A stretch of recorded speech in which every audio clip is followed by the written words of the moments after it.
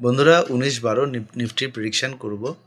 প্রথমেই কয়েকটা ইম্পর্ট্যান্ট লেভেলের কথা বলে নিই। 25,759, 26,003 এবং 26,325, এই তিনটি ইম্পর্ট্যান্ট লেভেলের কথা মাথায় রাখবেন।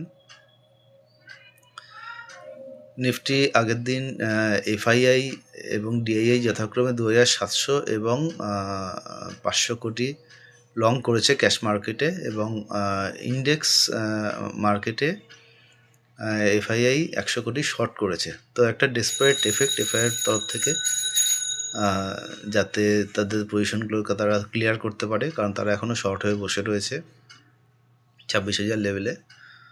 কিন্তু এরপরেই একটা পুলব্যাক আমরা দেখতে পাবো উপরের দিকে। আরএসআই লেভেল হচ্ছে গিয়ে 51, যেটা মাঝামাঝি রয়েছে, সুতরাং উপরের দিকে অনেকটা যাওয়ার স্কোপ রয়েছে।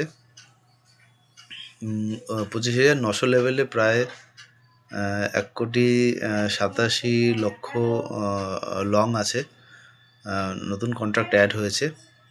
তো ফলে যেটা একটা সাপোর্টের কাজ করবে এবং উপরের দিকে পুশ করার চেষ্টা করবে নিফটিকে। ধন্যবাদ বন্ধুরা।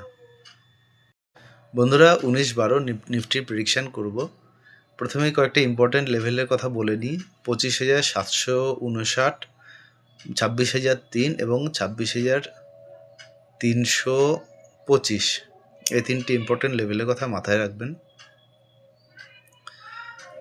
নিফটি আগের দিন এফআইআই এবং ডিআইআই যথাক্রমে 2,700 এবং 500 কোটি লং করেছে ক্যাশ মার্কেটে, এবং ইন্ডেক্স মার্কেটে এফআইআই 100 কোটি শর্ট করেছে। তো একটা ডেসপারেট এফেক্ট এফআইআইয়ের তরফ থেকে, যাতে তাদের পজিশনগুলোকে তারা ক্লিয়ার করতে পারে, কারণ তারা এখনও শর্ট হয়ে বসে রয়েছে 26,000 লেভেলে। কিন্তু এরপরেই একটা পুলব্যাক আমরা দেখতে পাবো উপরের দিকে। আরএসআই লেভেল হচ্ছে গিয়ে 51, যেটা মাঝামাঝি রয়েছে, সুতরাং উপরের দিকে অনেকটা যাওয়ার স্কোপ রয়েছে। 25,900 লেভেলে প্রায় 1,87,00,000 লং আছে, নতুন কন্ট্রাক্ট অ্যাড হয়েছে। তো ফলে যেটা একটা সাপোর্টের কাজ করবে এবং উপরের দিকে পুশ করার চেষ্টা করবে নিফটিকে। ধন্যবাদ বন্ধুরা।